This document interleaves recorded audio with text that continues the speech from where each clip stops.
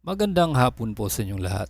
Ito na po ang resulta ng 2 p.m. draw ngayong February 18, 2026, araw po ng Miyerkules para sa 2D Lotto at 3D Lotto.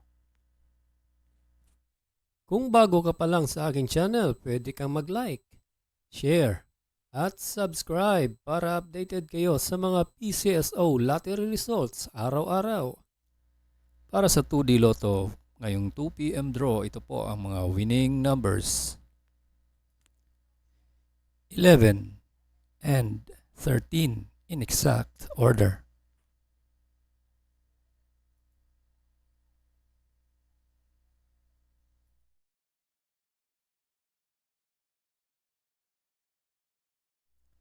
Para sa 3D Lotto ngayong 2 p.m. draw, ito po ang mga winning numbers: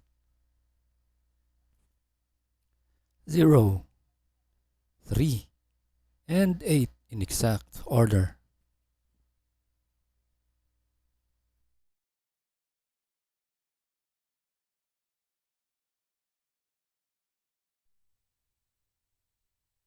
Congratulations po sa lahat ng nanalo.